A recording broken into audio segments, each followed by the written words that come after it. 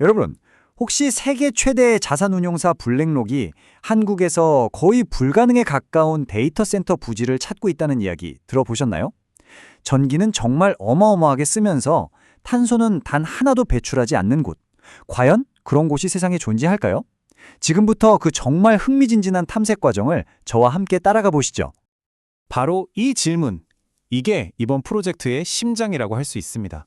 AI라는 미래 기술을 움직이는데 오직 미래의 에너지, 그러니까 재생에너지로만 써야 한다는 거죠. 언뜻 들으면 이게 말이 되나 싶은 이 거대한 도전을 과연 어떻게 풀어나갔을까요? 자, 이렇게 거대한 프로젝트를 성공시키려면요, 반드시 지켜야 할 몇 가지 절대적인 원칙이 있었습니다. 뭐랄까, 마치 게임의 룰처럼 말이죠. 저희는 이걸 핵심 지침이라고 부를 겁니다. 야, 이 비유 정말 기가 막히지 않나요? AI는 말 그대로 전기를 어마어마하게 먹어치우는 대식가입니다. 그런데 이 친구가 입맛이 또 엄청 까다로워요. 오직 100% 친환경 전기만 먹겠다는 거죠. 이것 때문에 이 프로젝트가 극도로 어려워지는 동시에 만약 성공한다면 전 세계의 모델이 될 수 있는 엄청난 기회이기도 했습니다. 자, 그럼 그 네 가지 핵심 규칙 한번 자세히 들여다볼까요? 첫째는 바로 전력. 그냥 전기가 아니라 대규모의 안정적인 녹색 전력이 반드시 필요했고요. 둘째는 네트워크. 0.001초의 지연도 용납 못하는 AI에게 초고속 인터넷망은 생명줄이나 다름없습니다. 셋째, 부지. 미래에 확장할 것까지 고려해서 거대하고 안정된 땅이 필요했고, 마지막으로 이 모든 걸 가능하게 할 정책과 비용 문제까지 이 네 가지 기준을 모두 통과해야만 최종 후보가 될 수 있었던 거죠. 자, 그럼 이제 이 까다로운 네 가지 기준을 가지고 대한민국 최고의 후보지들을 한번 심사해 볼 시간입니다. 과연 어기가 이 힘든 시험을 통과했을까요? 새 후보 지역의 장단점을 지금부터 낱낱이 분석해 보겠습니다. 자, 표로 한번 보세요. 각 지역의 운명이 여기서 명확하게 갈립니다. 수도권은 인재나 인프라는 최고죠. 하지만 AI의 밥이라고 할 수 있는 전력이 결정적으로 부족해요. 동해안도 나름 매력적이지만 불안 요소가 좀 있고요. 그런데 여기 새만금을 좀 보세요. 가장 중요한 두 가지. 바로 대규모 재생에너지와 광활한 부지. 이 두 개의 최강의 카드를 다 쥐고 있는 거죠. 다른 약점들을 덮고도 남을 만큼 정말 압도적인 강점이었습니다. 자, 이쯤 되면 그럼 당연히 새만금이네 하고 딱 결론 내리기 쉽잖아요.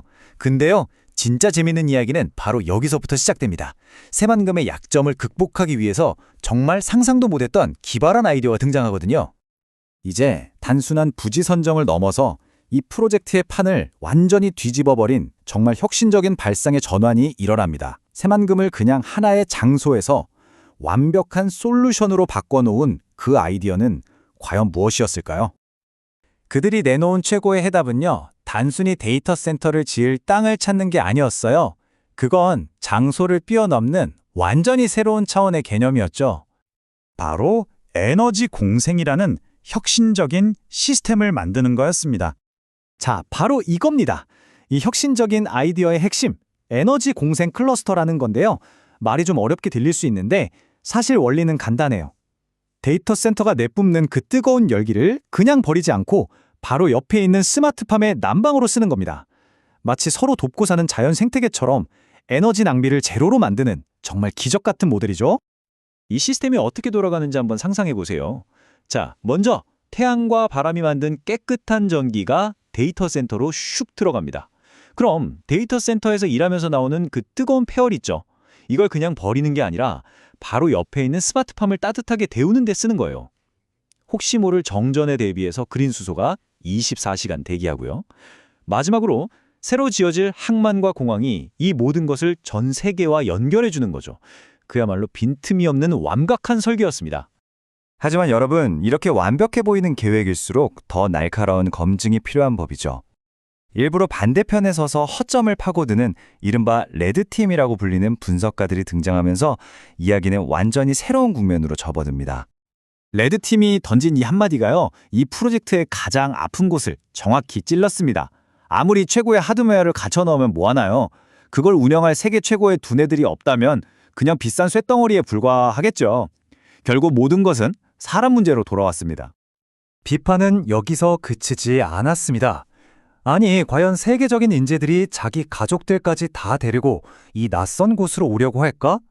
수십 년 동안 지지부진했던 인프라가 과연 제때 깔릴 수 있을까? 그리고 가장 근본적인 질문, 이 복잡해 보이는 공생 모델이 돈만 많이 들고 비효율적인 환상은 아닐까? 하는 날카로운 의문들이 쏟아졌습니다. 프로젝트가 좌초될 위기에 처한 거죠.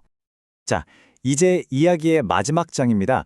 이 치명적인 비판들을 어떻게 정면으로 돌파하고 이 계획이 훨씬 더 대담하고 거대한 비전으로 진화했는지 그 과정을 보여드리겠습니다. 여기서 정말 결정적인 생각의 전환이 일어납니다. 인재가 오지 않는다는 문제를 놓고 끙끙 앓는 대신에 아예 인재들이 오고 싶어서 안달이 나게 만들자, 이렇게 판을 완전히 새로 짜버린 거죠. 이게 바로 최종 전략의 신의 한 수였습니다. 바로 이 슬라이드가 그 놀라운 생각의 전환을 딱 보여주는데요. 사람이 없다는 문제에 대해서 그럼 사람이 살고 싶은 도시를 아예 통째로 새로 만들면 되잖아? 와, 정말 스케일이 다른 해법을 내놓은 겁니다. 자, 한번 보세요. 레드팀이 지적했던 그 인재 문제를 해결하기 위해서 어떤 구체적인 당근들을 제시했는지 말이죠. 글로벌 R&D 캠퍼스, 자녀들을 위한 국제학교, 최고급 의료시설은 기본이고요. 수도권보다 높은 연봉과 스톡 옵션에 집까지 준답니다. 이건 뭐 더 이상 단순한 데이터 센터 프로젝트가 아닌 거죠. 세계 최고의 인재들을 위한 완벽한 생태계를 아예 창조하겠다는 계획이었습니다.